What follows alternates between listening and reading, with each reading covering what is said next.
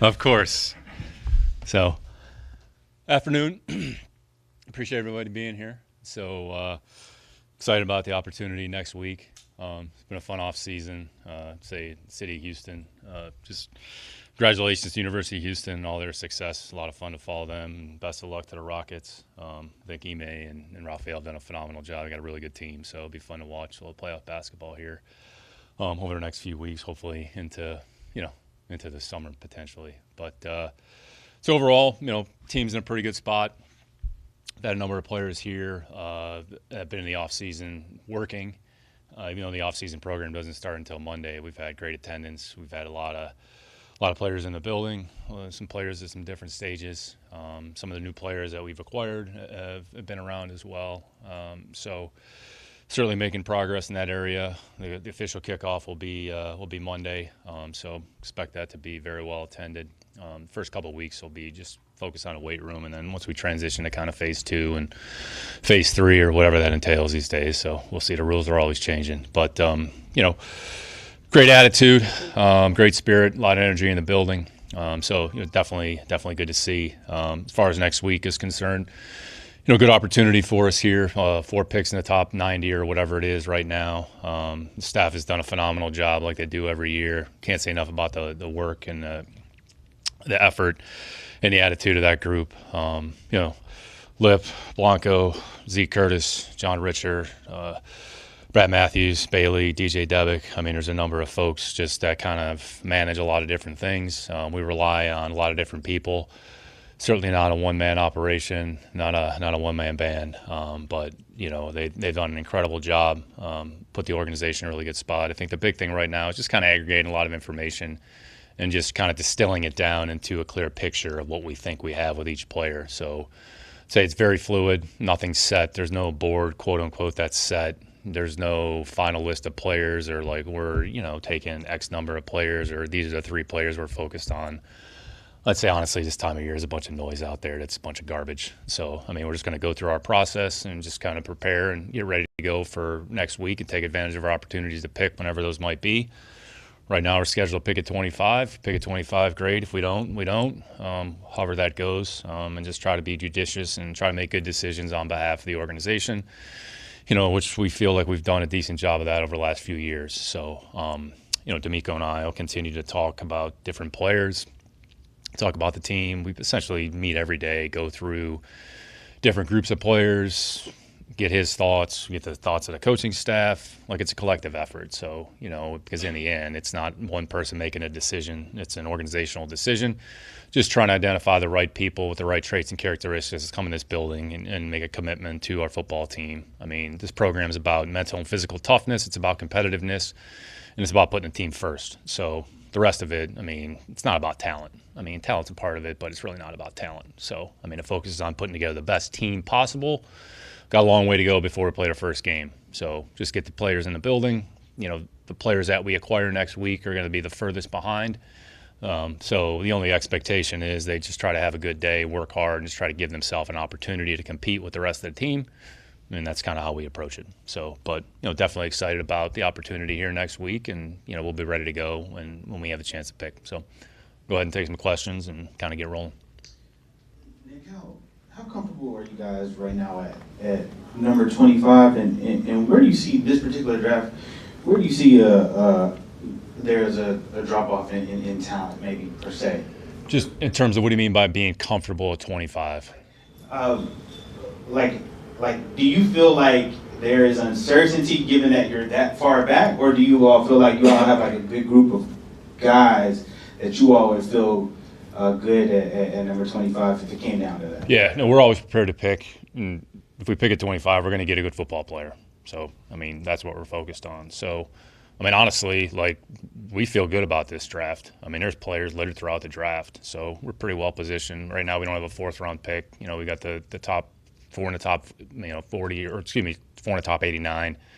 Don't have a 4th, got a 5th, don't have a 6th, have 2 7s. So, we'll have an opportunity, we think, throughout the draft to add players that we think are going to create some competition on this football team. So, I'd say whoever we bring in, it's going to be hard to make this football team. So, I mean, just try to get the right players. But we feel good about the players. I mean, our board's probably smaller than some other boards, and that's okay. But, I mean, there'll be players that pick on Thursday. There's going to be players that pick on Friday. Honestly, there's going to be players for us to pick on Saturday that we actually feel good about. So, yeah, I mean, we're going to get a good player if we pick at 25. So, and if we don't pick at 25, then wherever we pick next or whenever we do pick, we think we're going to get a pretty good player. When you look at what you did in free agency, do you feel like it puts you in a position where you don't have to, obviously no one wants to draft purely for need, you have it set up where you can be flexible as far as positions and BBPA? Yeah, well, we've never drafted for need around here. I mean, we're never going to. So we're going to pick the best player that we feel fits our program, regardless of the position. I'd say other than quarterback, I mean, I'd say pretty much any position's on the table. So like it always is. So try to stay true to our board. That's the reason we grade the players. So we put the players on the board, we grade them accordingly, we value them accordingly relative to what we think the role is going to be, and then we take them off the board as we see fit. So, I mean, that's not going to change. Two-part-ish question. You guys made a lot of moves. Not a lot, but there's been shuffling at the receiver position. You guys brought in Christian Kirk, Justin Watson, Caserio. How do you guys overall feel about the receiver room that you guys have, and what do you think about some of the talent in the draft that the receiver position is producing? Yeah, I mean, look, we think we have a good football team right now. The goal is to try to continue to add good football players. Say there's a number of players at that position that look like they're going to have an opportunity to help their team. So there's always a lot of factors involved in that system. What's their role? How are you going to use them? I mean, it's so hard to tell. We haven't even been on the field yet. So I think you just try to evaluate the player, see some of the things that you like on tape. What are some of the things you don't like? Can you improve those areas and maybe they're deficient? How do they fit relative to the rest of your group? What are we going to ask them to do relative to what they've been asked to do? So I think that's the one benefit of whether it's the visit here, interview at the combine, you sort of get more of an intimate understanding of exactly what they were asked to do from a technique, from an assignment standpoint. You would hope that they have an understanding of their assignment and their system, and then we try to teach them some things relative to our system. How much they retain, how much they understand, where are they behind, where's the gap that we have to make up. So I would say that position in particular in the draft, I mean, it certainly looks like there's some players that are going to be able to help teams, whomever drafts them. Hey, Nick, I haven't talked to you since all the offseason. I want to talk to you a little bit about the offensive line. What was the thought process with the changes that you guys made? I know there's a lot of people in the building, but if you could talk about the approach to the offensive line, and is that someplace you guys may look for continuing moving forward? Yeah, I mean, honestly, it's the same every year. Like every year is different. We understand there's going to be turnover on the team. We know there's certain players whose contracts are going to expire. We're going to be able to keep some. There's other players that are under contract that they might be here, they might not be here. We didn't go into the offseason and say, okay, here are the things that we're going to do. I think some of this is you always have to be adaptable, you have to be flexible, and just take the information in and then just make the decisions that you feel, are best for the football team, which is what we did. So there's never well, this is what we're going to do, this is what we think is going to happen. Some of it is responded to some of the information around you, and if we didn't make any changes, if we had to go into the season with the group that we had, then we would have done that. But wasn't the case. I'd say each case was a little bit different. Each situation was a little bit different. But yeah, I wouldn't say there was anything specific that we said, well, this is what we're going to do, this is what we need to do, and then even moving forward, I mean, we feel good about the players that are in the building. Are we going to add some players that potentially think can help our football team? That's always the goal. Understanding the draft is one opportunity. It's probably the biggest volume opportunity, which is why there's such a heightened, I would say, awareness and emphasis on it. I mean, we don't put any more emphasis on a draft than we do any other phase of the team building process. So draft's no different than free agency than it is in the training camp process in terms of building the practice squad. So we try to approach it the same way. So, we lost some players or moved on from some players at a lot of different positions. We've added some players at other positions, including the offensive line. So, once the players are here, once we have an opportunity to get on the field, we'll kind of see how it all fits together. Nick, mine is kind of two-part as well.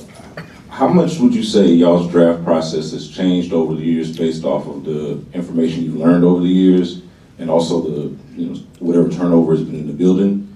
And then also, how much does changing the offense change how you guys evaluate offensive players going into this draft? Yeah, two great questions. I'd say the core of the process, and I'd say not just specific to the draft, but you try to put some things in place that you think are going to be consistent over time, regardless of who's in the building, regardless of the system. And then if you have to make some adjustments or tweaks on the margins or on the periphery to account for some of those changes, kind of that's how we approach it. I would say we've probably tweaked the in-house draft process a little bit, the approach to that. There's some things that we've carried over what we did in New England. There's some things that we've done a little bit differently.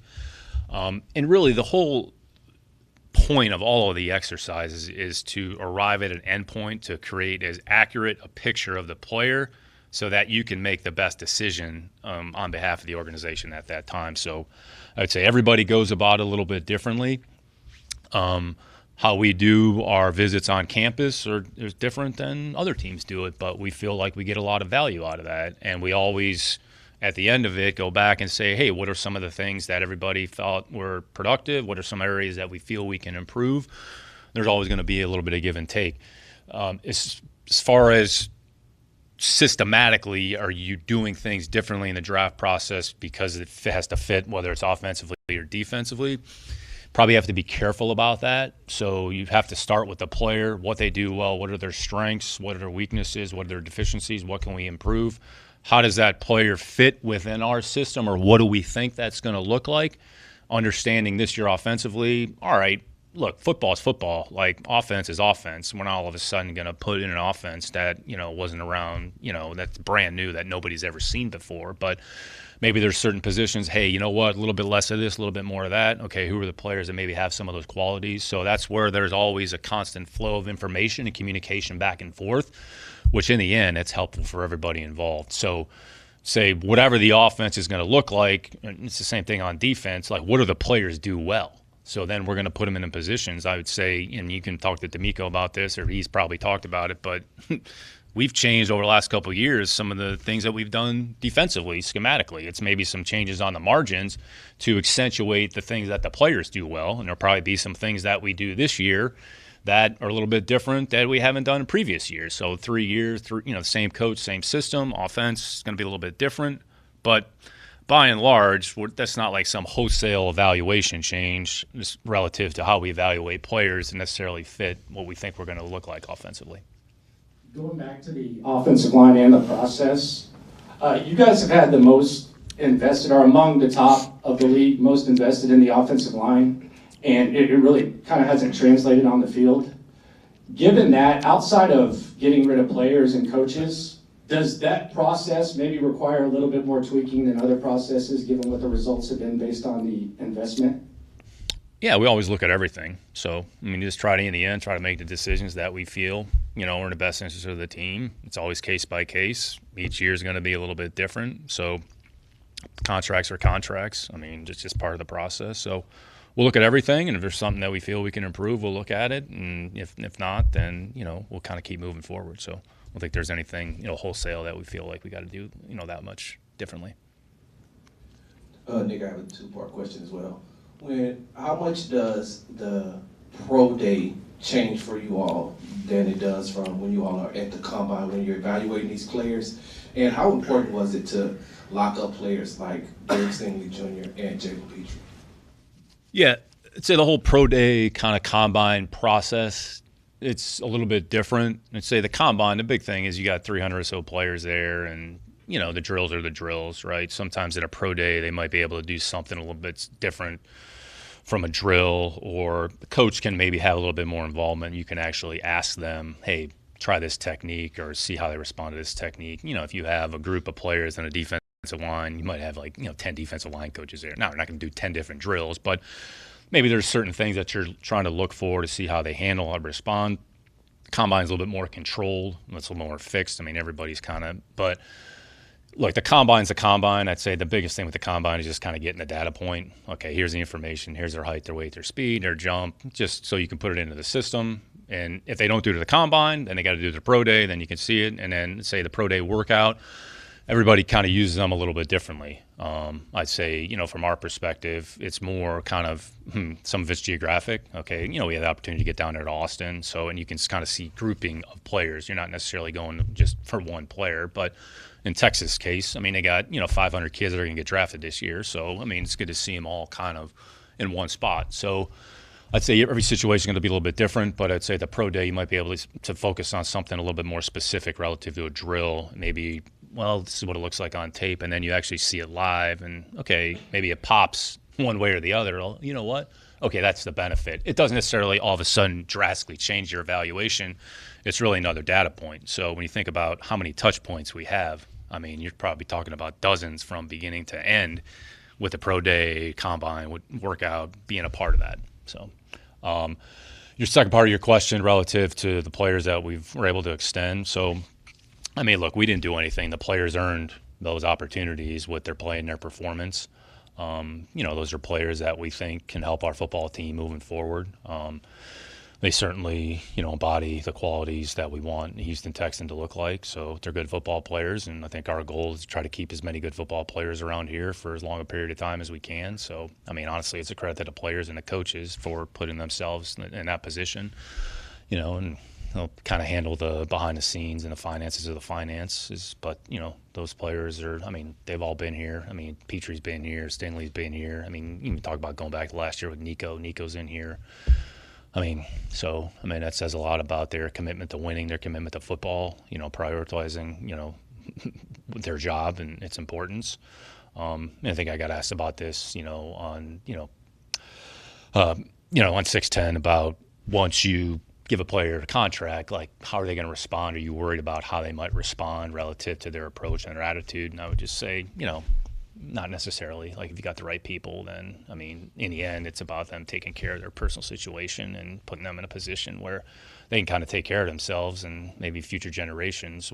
That's the goal. All of us want to be put in a position where we have an opportunity, to potentially make an impact and help people. And it's kind of a different way, but this is a great way for them to be able to do that. And in the end, we want them to go out there and play good football, and that's what they're focused on. What's different in the evaluation process of a prospect that maybe hasn't played a position that maybe you project him for, and guys that maybe could change positions from what they did in college to maybe what you would see them at the NFL? How's that different from some of the other evaluations? It's tricky. It's tricky because when you see a player actually do something, you have a better barometer understanding. If you're projecting it, there's a little bit of trial and error, and you're not really sure how the player is going to respond, whether it's physically or mentally, be able to handle that type of role. So honestly, there's a little bit of risk involved. There's risk in any player. But I think when you see a player, whether it's play multiple positions, then it's a lot easier to say, you know what, we think he might be able to handle a multi-position role, whether it's offensively or defensively. It's, on the offensive line, guys, okay, they've just played tackle. Can they move inside? They just played guard. Can they put their hand on the ball and play center? And if they haven't done it, you got to sort of make an extrapolation based on the information that you have. Same thing on defense. Have a corner, never played inside the formation. Do we think he can play inside the formation? Well, yeah, here's the reason why. Safety, you've seen – the one thing about college football, you've seen multi-position players. Safety's playing nickel, corner's playing nickel. All right, well, that maybe can enhance a player's overall value and then try to project that in your system. What are you going to ask the player to do ultimately it comes back to, right? And can they handle it? And if they can handle it, great. If they can't, all right, just put them in a position where they can just handle one specific thing. I would say, going back to, some of my experience in New England, like, Edelman, never played receiver, right? So you're taking an absolute flyer on a player's traits and his characteristics. He never caught a punt. He never caught a pass. Okay, well, we think the guy's good with the ball in his hands. We're going to take a flyer on him and see how it goes. For 4 years, it didn't go very well. It was a little bit up and down. He was injured. But the one thing you saw, you saw in the first preseason game, we put him back there for punt return. He, went 90 yards of punt return. It's kind of like, all right, well, guy's never returned a punt before, but guy gets a ball in his hands. So you don't really know until you actually see it. So there's some risk involved, and you're going to project it.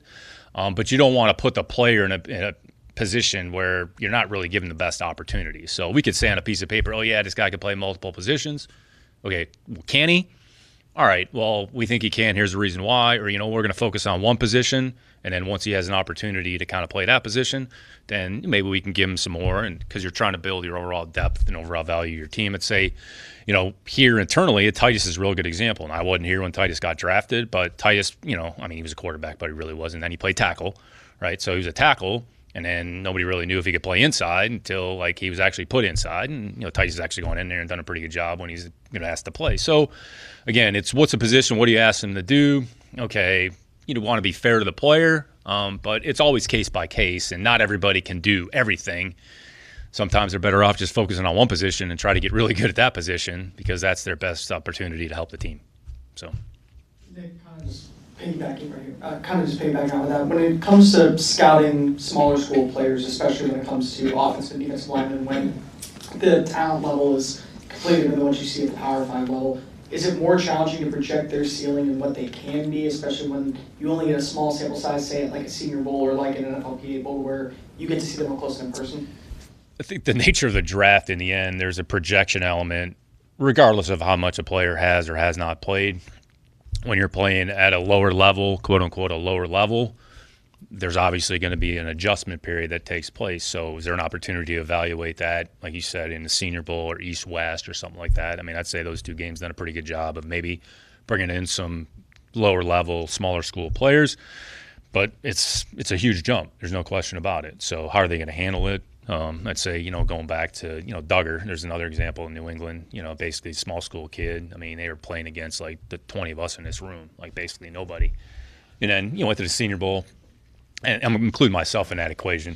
And then, went to the Senior Bowl and did okay. So is there some evidence along the way? But so you have to, again, it's, all right, here's the player, here's what we think he does well. You might have to not downgrade it based on a level of competition, but there's a little bit of difference, what the guy does against LSU versus what he does against, Western Tennessee State or somebody like that, if that's who they're playing every week. So you're not going to eliminate a player, but, give him an opportunity. But, not every player can make that jump. So, it's case by case like a lot of this is, but there's a projection element that's involved. No question about it. Nick, as you normally do when you open up these press conferences, you mentioned some of the guys that are in your group, Lip, Zeke, and Brad. You guys have been together the last couple of years doing this. Last 3 drafts, you drafted 6 offensive linemen, 3 in the first 2 rounds. Do you think internally there needs to be a reevaluation of how you evaluate that specific position?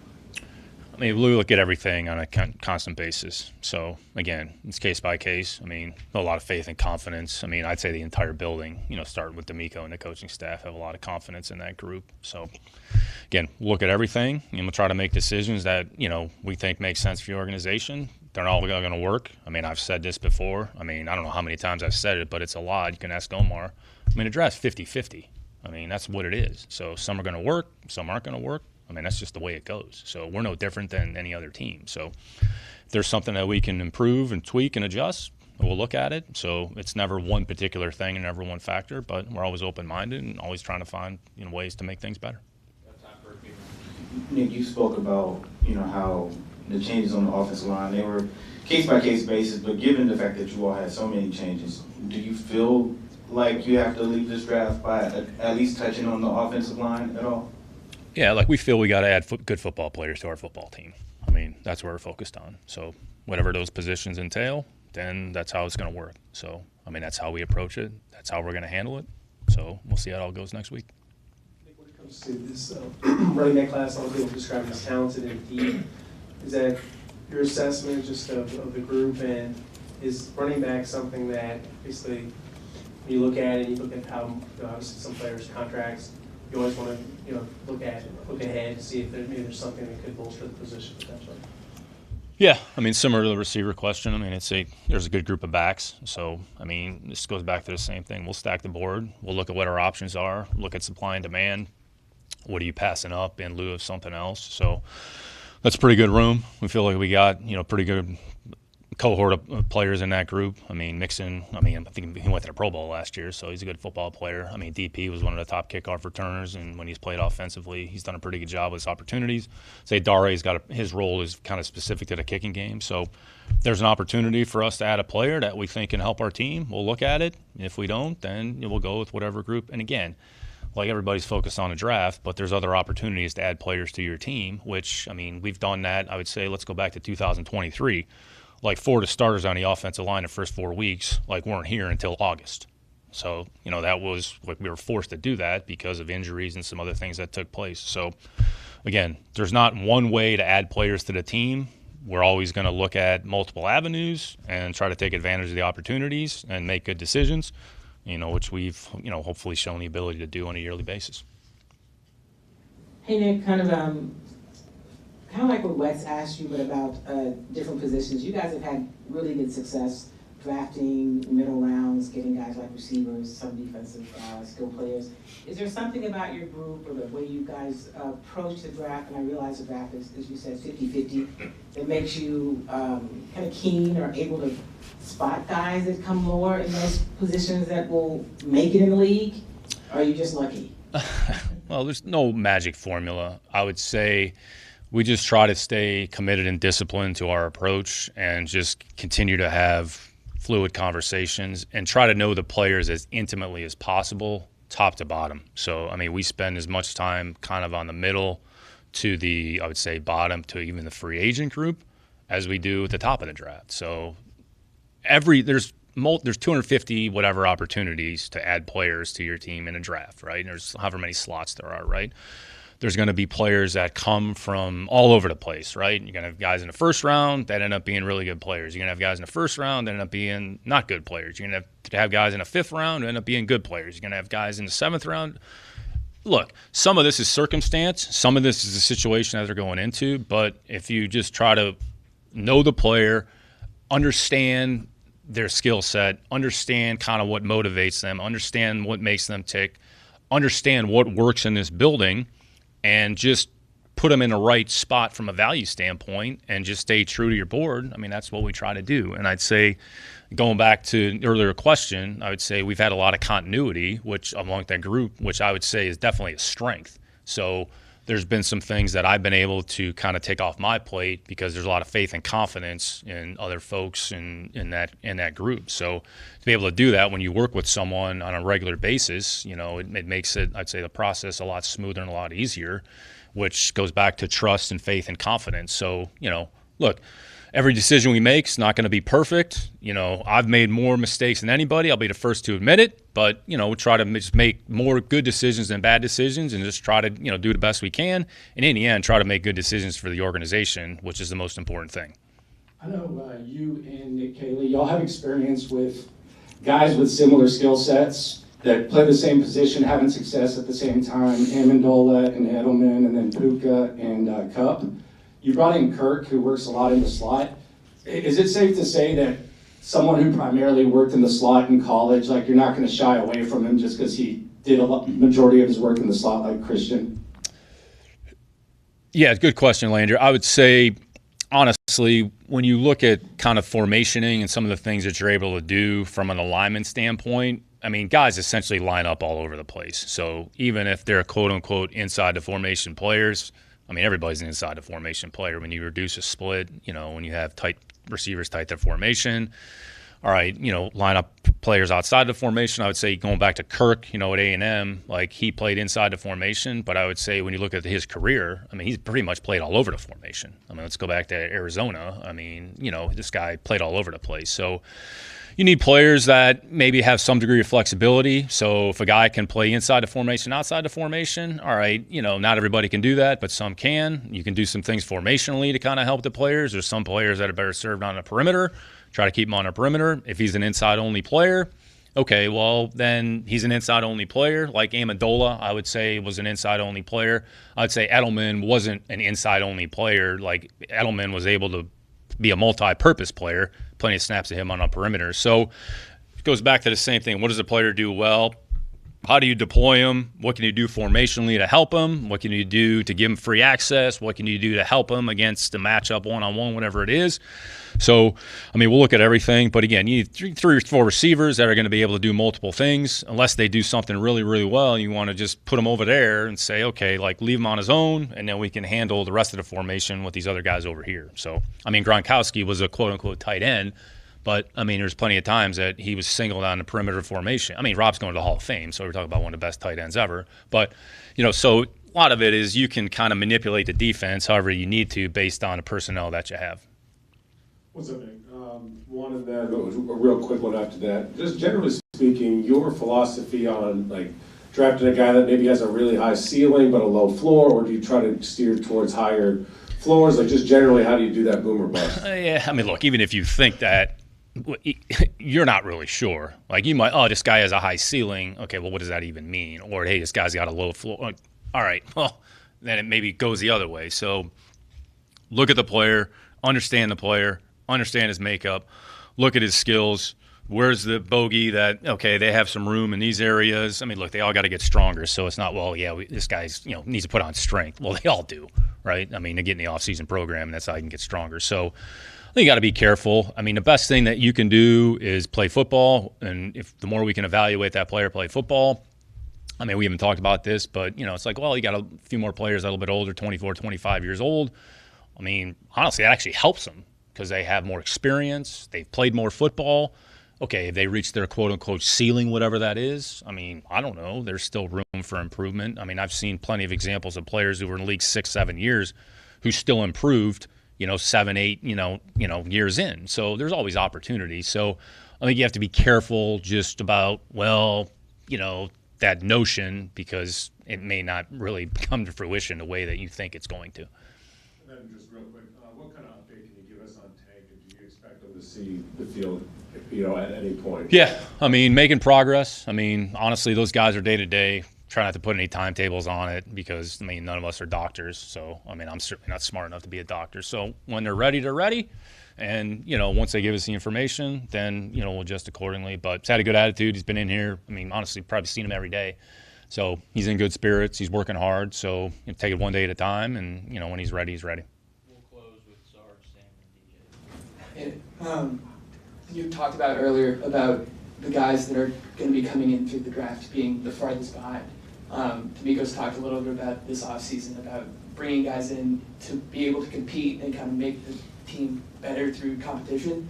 How do you kind of go about identifying guys in the draft that can kind of catch up quickly and be able to compete rather than kind of take a step back? Yeah, really, we'll be able to tell that once they're actually here. So whenever rookie minicamp is, I mean, it's that second week in May or whatever it is, like once they actually get here, then we'll be able to get some baseline measurements. Where are they? Are they behind? Let's say a lot of guys, it's more so from a training perspective. You have guys that have this 6 to 8 week period where they've been traveling, been on planes, they haven't been able to establish a routine. All right, once they actually get started, I think the goal is get them ready for training camp. So do the best they can, give them as many resources, many opportunities, so when they go out there in training camp, they have an opportunity to compete with the rest of the group. So those are the steps and stages that we're going to take. So whenever they get here, all right, you'll have an idea. We'll be able to kind of assess them and then just get them in a position.